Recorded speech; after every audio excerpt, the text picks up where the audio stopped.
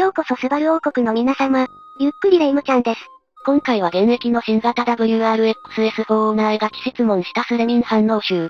ゆっくりマリサだぜ。ってことは、これから納車される人や購入検討している人のためになるような動画ね。そうだな。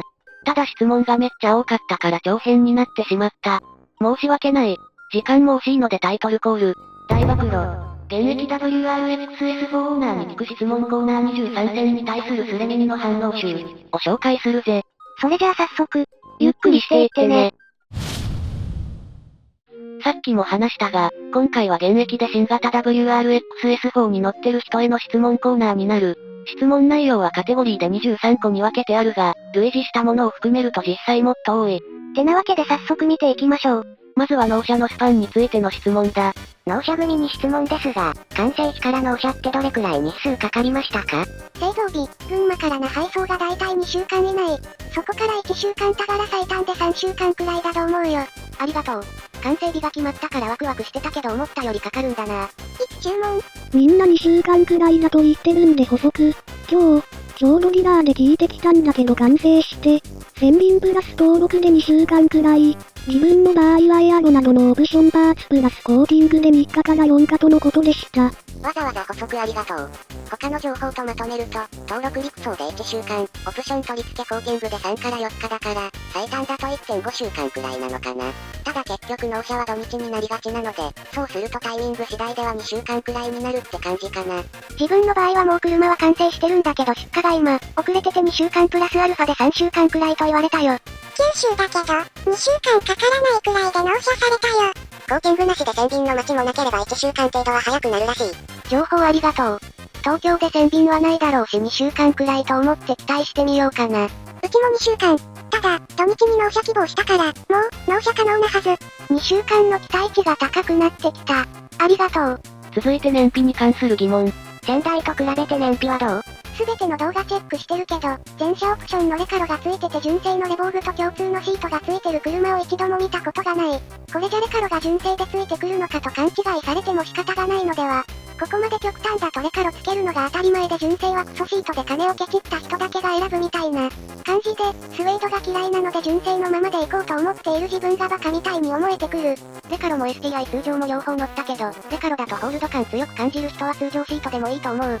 レカロにしてはお買い得だろうけど決して安い金額じゃないしね。同感。レカロシートはホールド環境すぎると感じた自分は、純正のシートを選んだですよ。レカロにするつもりだったけど、同業者が乗り降りしにくいってことでやめた。ところで燃費はどんな感じ？ VAG と比べるとやっぱり悪くなるのだろうか。遅いレスで申し訳ない。VAG と比べると街乗りで 6、7くらいだったのが5、6くらいになった。ちなみにどちらも夏にエアコンつけて渋滞の通勤に使った時のものなので、条件としては最悪の部類にはなる。長距離はまだあまり走っていないので何とも言えない。ありがとう。あれから無事に納車となったけど、VAG は生涯燃費点。8リッターだったけど、9.7リッターになってる。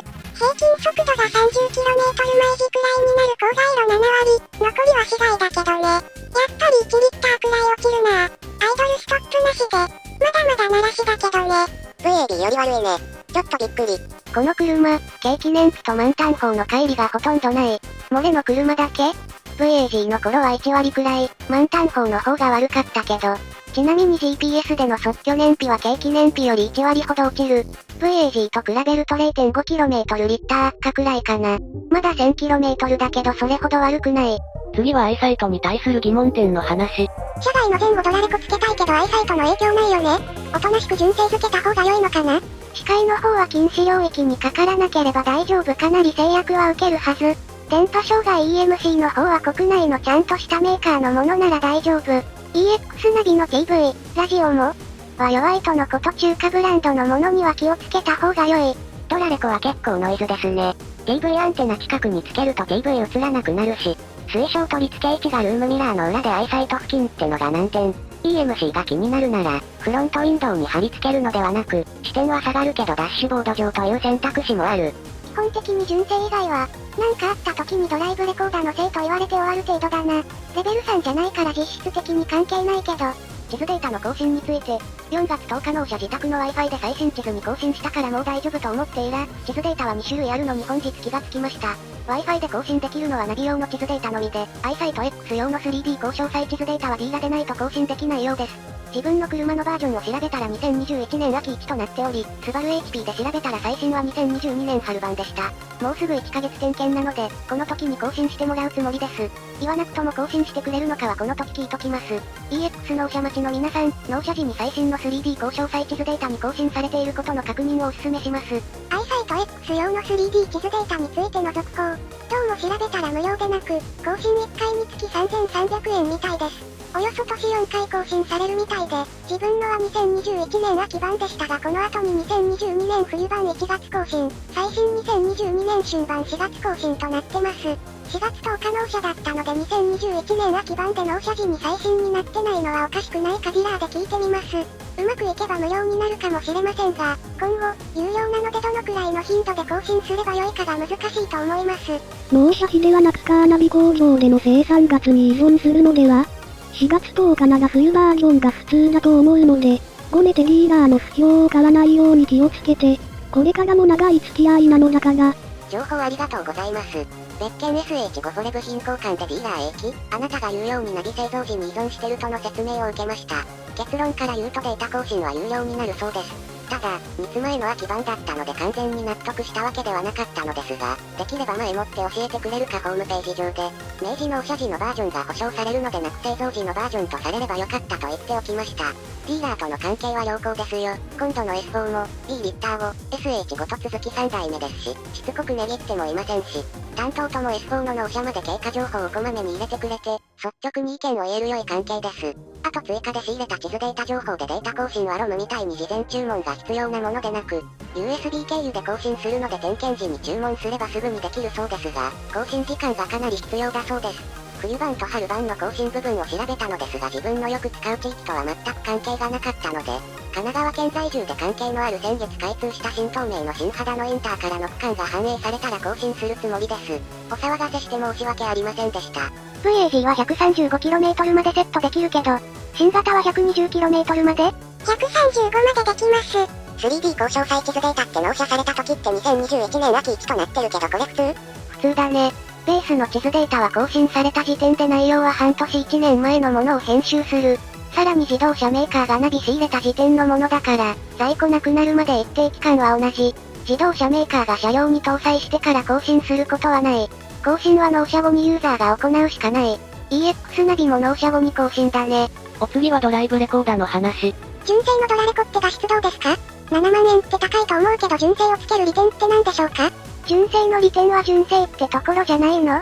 性能や価格で言ったら車外がいいに決まってるしね。標準装備のリアカメラで後方録画してくれる点。前方も標準装備のフロントカメラを使うのかと思ったら、こちらはルームミラー近くに分かれ付けだった。その価格には工賃が含まれ、税込み価格です。新車購入時はオプション値引きのひとまとめに入る場合が多いですね。結果、なんだかんだで10から 15% 引き相当の値段になるのでは。ディーラー購入だと3年6万キロの保証がつくこともお忘れなく。また、故障した際は例えば近接したアイサイトのトラブルでも接続したナビのトラブルでもワンストップサービス。他社後付けだと切り分けから必要になるので、例えばアイサイトにトラブルが生じた場合に外して電源をオフしてと要求されるかもしれません。そういった一連に対して俺は全てのスキルも対応力も商品知識もあるのならお好きにどうぞですが、まああなた方はいちいち大騒ぎするような人たちなのでディーラーなりショップなりのワンストップサービスで取り付けた方が無難でしょうね。オプションのドライブレコーダーなんて全く使い物にならんから、ちゃんとしたの買った方がいいぞ。新型 S4 が納車された人に質問が、ドラレコのバックカメラを室内につける場合、リアガラスの上ギリギリにつけようと考えているんだが、リアワイパーは、リアガラスの上いっぱいまで届くのかな？カメラは、前も後もワイパーの可動範囲にしかつけられないから。リアワイパーの回転中心は車の中心線から 140mm 助手席側にオフセットしてる。ワイパー最先端はリアガラスの上部から 190mm ぐらいまでが最高点ちょうど一番上の熱線のあたりまで。ワイパー作動範囲を避け十分にカメラ取り付け可能見た目がどうなるかは知らないが。ミラー型ドラレコをつけたいけど、リアカメラをリアウィンドウの上部に設置すると、ガラスが寝てるからうまく映るか不安。レボーグと違ってセダンはリアウィンドウが寝てるから車外の方がいいのか？どこにつけたらいい？ミラレコ付けたけど、後席の頭の後ろにある樹脂カバーがリアウィンドウに反射して映り込むよ。ただ、これはセダンは仕方ない。カバーってチャイルドシートフックのカバーだよね。アそこにスエード調のシート貼り付けて反射しにくいようにしたよ。ドラレコのフロントカメラをアイサイトのカメラの横につけようと思っているんですが、運転席側と助手席側どっちがおすすめですかね？ TOP のドラレコカメラはグレードによって右側につけられる場合と左側につけられる場合があったかと。理由は知らない。自分のは STIEX だけど右側につけられてる。続いてナビとスピーカーの話になる。車外ナビ付けた時、フロントやサイドカメラはどうなるの？またドラレコの後方録画はどうなるの？ディーラーオプションナビプラス全部入りなら EX ナビと遜色ないシステムにはなる。左側サイドミラーごとカメラ付きに交換など無駄は多い。ドラレコはナビ再生ができるなど機能は上かも。けど元の性能がしょぼい。パナソニック製。オプション以外のナビやスピーカー取り付けた人いる？好きなナビ取り付けたかったけどポン付けできないみたいだし諦めてパナナビにした。独自企画にするのやめてほしいよ。スピーカーは変えるのはいいけどエアバッグのセンサーなんかには注意してってデラに言われた。新型レボーグのスピーカーとか変えてるショップなら大丈夫かな。9インチの色即ナビ付けた。綺麗に収まるよ。テラオプ。市販品。ナビ選べるグレードはマルチビューやエンジンオフ時の座席の自動交代がなくなるのが気になる。ナビバッグならマルチビューはついてくるはずよ。ナビ自分で用意するなら無理だろうけど。あ、そうなの？見落としてたな。エンジンオフ時の座席の自動交代は我慢すればある程度運もナビ性能も試せるか。オプションではなく市販品。ナビ以外にバックカメラ等も別途自分で買う必要があるが、全部揃えてもオプションナビよりかなり安上がり。やっぱり好きなナビを選べるのが嬉しい。その場合はマルチビューは諦めたってこと？はい、マルチビューモニターってそれほど魅力的に思えなかった。それに縦長の巨大モニターがどうしても好きになれなくて。最近納車されたレボーグはナビキャンセル端子が、なくなってるみたいだが VDH もなくなってるのか？なくなってる。今までのキャンセラーつけられないって。営業さんの説明だと、もともといらない端子で最近製造の車からはなくなっていた。今キャンセラーの製造元と新しいバージョンを開発中だとか。PV 見るというよりナビ操作とかの方かな。どんどん行くぞ。次はテレビやラジオについて。納車された人に聞きたい。テレビとかラジオを消したいと起動してますか？音量調節ボタンをクリックするとミュートにできますが、そうではなくてオフにしたいのですが、やり方がわかりません。ステアリングのソースボタン押しっぱなしじゃなかったっけ？ありがとうございます。消せました。お次は STI 関連パーツについて。STI のドロースティフナーとかはタワーバーとか全てつけなきゃ意味ない？どれか一つだけとかはバランス悪いのかな？動画では全てつけないと曲がりにくくなるとレビューしてる人もいましたね W。少なくとも私が利用しているディーラーでは、タワーバーのみの人がほとんど。他にもつける人は契約時に全部載せパフォーマンスパッケージが多い。ただし少数派ではあるものの、車好きな人は感謝デーの度に1個ずつ付け足して変化を楽しむ。ディーラーとしては工場の空きを確保するのが大変なので付けるなら一度に全部付けてくれる方が、助かる感謝デーをは込むし、特に今はリコール対応で工場が常にいっぱいなので。それぞれ固める場所が違うので、厳密にはバランスは崩れるよ。ただそれは法定速度をはるかに超えた速度で、峠を攻めた時の話で、普通は気づきにくいかと。純正でも恐ろしく合成高いから、固めても乗り心地悪化させるだけで、不要といえば不要。あとに出るであろう STI マフラーのためにそんなに金額をかけられないのでフロントキャリアだけに、ドロースティフナー入れようと思ってるが5つ入れただけじゃ変わらないならどうしようかな。騒音規制が厳しくなるから、マフラーは出ないんじゃない？最近、レボーグ 2.4 の STI マフラーが発売されたから出るんじゃない？マフラーとスワンネックのドライカーボンスポイラーは出るみたいよ。発売時期は未定だけど予約は受け付けてるってディーラー言ってた。どっちかだけつけるならやめた方が良いと思う。俺はフロントだけつけたからか、効果は感じなかった。STI のエアロ検討してるんですが、洗車しにくいですか？洗車しにくいようなら前だけか、前と横だけつけようか悩んでます。ちなみに空力は重視しておらず、見た目重視です。全部つけたけど STI パーツは水垢が意外と落ちないで。写真まで添付していただいてありがとうございます。ただ、後出しで大変申し訳ないのですが、VDH のグロスブラック&チェリーレッドのスポイラーについてお聞きしたいです。VD 用 STI エアロは VA 用と異なりツヤありです。黒だと汚れが目立つけど水洗いして拭くとすぐに綺麗になります。私も 10% オフで後付けしたけどかっこいいよね。でも車高が低くなり鉄道は走りたくないな。ありがとうございます。掃除の簡単さを取るか格好良さを取るか、もうちょっと悩んでみます。VD でチェリーレッド前後左右付けたけど、良い買い物だったよ。早く GT ウィングかデカリアスポイラー出ないかな。フロントやロトビーしか何かで傷がついたオーズ。補修する方法でおすすめありますか？ STI スポイラー簡単に済ますならステッカー貼るとかでどうでしょ。満タンにかかるなら取り替えた方がスッキリしそう。縦埋めだけしてステッカーでごまかすのが良いかと。遅かれ早かれ傷だらけになる部分だし。消耗品だと思っておくのが心の平穏には吉。残クレなら自己負担5000円で交換してくれる。純正パーツも対象だよ。続いてホイールに関する疑問点。新型 S4 で車外ホイールにした方います。現在納車待ちで18インチ 8.5J 円セット50のホイールをつけようと。思ってたけどギリギリダメかもと B から連絡が樹脂フェンダーのおかげで大丈夫かと思ってたら意外と余裕ないみたい。5ミリ外へ出るだけでアウトなの？信じられない。あんなに内側に引っ込んでるのに。オートバックスとかならやっちゃうだろうけど、ディーラーだと厳しいとのこと。一応工場出荷後に現物合わせしてみてくれるので期待せず待ってる。ディーラーは万が一にも問題が新聞に出れば大打撃だからな。正直、純正オプションと STI が預けてくれるなだろうな。新車購入でオプションの BBS の19インチを選んだ場合ホイールと19インチタイヤの値段が加わるわけですが、純正18インチの使ってもいないタイヤの値段はそのまんま消えちゃうのですか？なんか納得いきません。ちゃんと渡されるから安心しろ。一応後部座席倒せば4本持ち帰れる。タイヤもったいないけどスタッドレス用に使うもよし、どこかに売り払うもよし、好きにしなさい。VA はタイヤ4本乗せられたけど、VB も大丈夫かな？トランクの開口部が若干狭くなってる気がするので、苦労するかな？さあ次はキャリパー関係の話。純正キャリパーが寂しいから塗装を考えてるんだけどおすすめの塗料とかあったら教えてほしい。ホルツとかかな。自分は VBH オーナーだけど、キャリパー塗装はなんか虚しいから、やめておいた方がいいと思う。あくまでも個人の考えですが。ありがとう。そういう意見もあるんですね。正直ちょっと迷ってた部分もあるので参考になりました。社外品だけど VBH 対応のモデルみたいね。続いてサスペンション系の話になる。ダウンサス入れても電子制御ダンパーの機能は使えるよね。バネだけ短くするってこと？働くだろうけど、まともに動くかどうかは知らん。普通に考えて、バネ定数を変えたらダンパーの減衰量も変えないといけないから、制御プログラムも変更した方がいいと思う。バネがダンパーより小さいなら乗り心地が硬くなるだけだけど、バネがダンパーより大きいだと不安するかも。でもってそのダンパー減衰量がダイナミックに変化するわけだから、素人ができるようなレベルのチューニングじゃないけど、ダウンサスだと硬くなるからコンフォートにしたら跳ねそうだね。バネ交換のみでも OK だろ。GTH のような普通のサスならバネレートが少々変わってもそれなりの挙動になるけど、STI スポーツはストローク変化に応じて減衰量をアクティブ制御してるから、バネレートが想定外のものになるとハンチング等が起きるかもしれない。ダウンサスに変えるとストローク量が減るでしょう。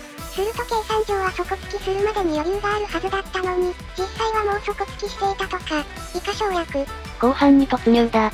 次はナンバー等について。納車された人に聞きたいんだがナンバー等はガーニッシュ外さずに取り替えできる？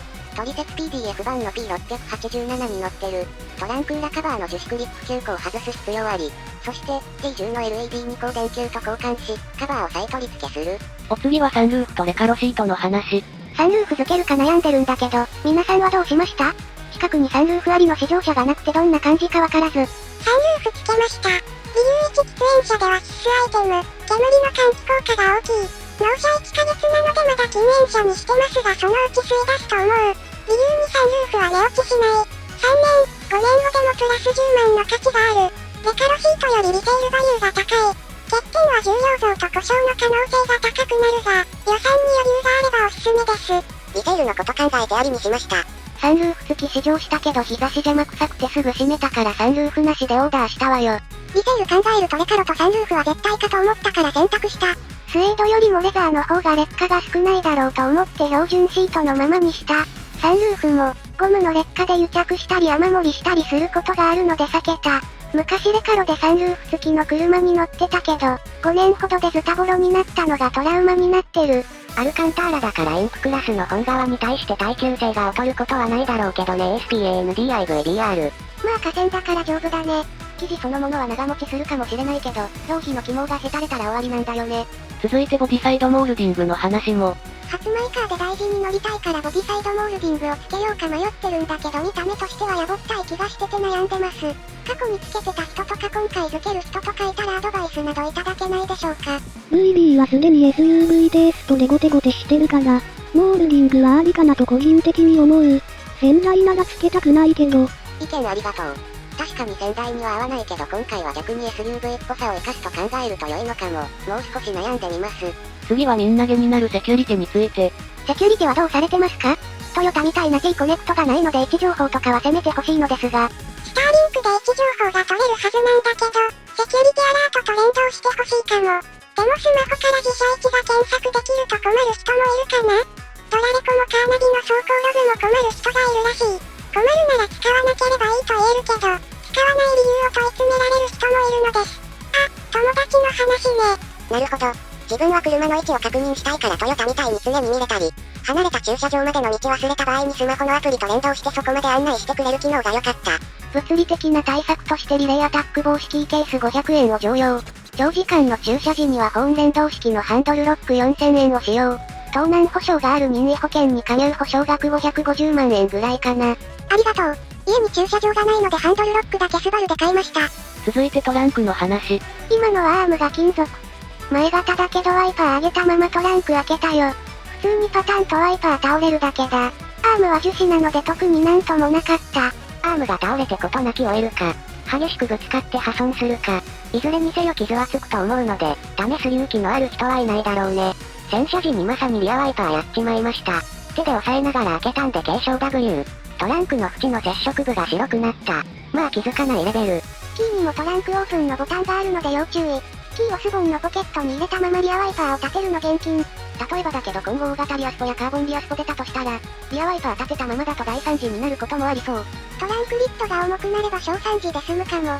というか、先代はバネが弱くて半開きしかしなかったし、そのうち下手ってくるだろうけど、バネを弱くする方法はないかな。あのトランクの開くスピード、勢いは異常だよな W。欠陥じゃないにしても、どう考えても480万円セダンのクオリティじゃねえわ W。トランク初めて開けた時は嫁がめちゃビビってた W。ビヨヨンって爆笑してた W。軽いもんな。でもわざわざ重量増やして電動化してる会社のスポーツセダンもなんだかなって感じだけど W。お次はトランクといえばリアスポ。って話。リアスポはどこで買うんや？先代のがそのまま付けられるようだから中古部品とかでしょ。位置合わせさえできれば先代のドライカーボンスポイラーだって付けられるかもしれない。続いて交換できるの？ピラーの話について。ピラーの擦り傷が目立つんだけど簡単に交換できるもんなの？内張は基本的に DIY で簡単に交換できる。すいません外側部分なんですよ。外したことはないけど普通に外せると思う。外側ってそんなに傷つくことあるかは疑問だけど色あせとか気になるならカーボンシートやカバー貼るのが一般的だね。お次はオプションでシガーソケットは？って話。センターコンソールの中に意味深なキャップついてるけどここにシガーソケット追加するオプションとかないもんかね。スマホ充電するのにナビの下からコード伸ばすのはあんまりスッキリしないからコンソールボックス内で完結できる方がいい。個人で追加してる人もいるみたいだけど。インプレッサスポーツ用のシガーソケットがぴったりつく。1時間ぐらいの DIY で増設できた。ついでにレボーグ VM 用のドリンクホルダーに被せるトレイ蓋もおすすめ。このトレイの上に QI アダプターを置いて充電してる。配線はどう？大変だった？配線を這わせる手間は、レイモトムの電源ケーブルを這わせる手間と同じくらいだった。ありがとう。続いてみんなげになるカラーの話。ダイヤモンドブラックとマットブラックではどちらが黒いですか？写真だけだとよくわからなくて、より黒い方が欲しいのですが。STI ホイールの話だな。コンディーラーにいるから営業さんに聞いてみたよ。ダイヤモンドブラックとマットガンブラックは色味としてはダイヤモンドブラックの方が黒い。マットガンブラックは若干ガンメタよりだが艶消しなので光を反射しない。俺はマットガンブラックにする予定。BBS はなぜかマットガンの方が多いみたいだね。ちなみにタイヤはミシュランにするんですか？マットガン、ダイヤモンドはレーズでしたね。申し訳ありません。次はフォグランプ灯の明かり系の話になる。フォグランプ黄色にしたいけどこれって独自規格で変えられないやつですかね。純正の5万もするのはちょっと。黄色発光の LED よりも、青色 LED と黄色蛍光体の白色 LED の方が視認性は優れてるよ。LED アクセサリーライナー付けるか迷ってるんですが、デメリットありますかね？スイッチがいかにも後付け加工っぽい位置に取り付けられることぐらいかな。即レスありがとうございます。スイッチの写真見ましたが、後付け感が強いんですね。参考になります。STI のエアロもそうなんですが、ピアノブラックってすぐ傷つくので今乗ってる車で懲りたその点も迷う要因です。スイッチはそうそうオンオフしないだろうからそのうち気にならなくなるよ。ただ今時の車ならヘッドライトにデイライト内蔵くらいはしないとなとは思う。LED ライナーを装着するとヘッドライト内蔵のシャフク灯も同時点灯する。LED ライナーを消してもシャフク灯はついたまま。LED ライナーを装着しない場合でも、ディラーに頼めばシャフク灯を常時点灯にしてくれる。なんかややこしい仕様。そういえば S4 ってオートハイビーム機能ついてますか？もしついてたら、先行する車の迷惑なんで納車されたら速攻でオフにします。オフォートじゃなくてアダプティブね。対向車付近はロービームにして左側はハイビームで路側帯を照らす。みたいな。アダプティブですか。ステアリングに連動してライトが左右を向くのは知ってたけどそれは知りませんでした。ありがとうございます。夜にエンジンかけた直後、セルフチェックのためかライトの光軸が上下左右にゴニョゴニョと動くのが面白い。アクセサリーカタログに LED アクセサリーライトつけると、シャフク灯が常灯してデイライトになると書いてあるけど、俺のなってないんだよな。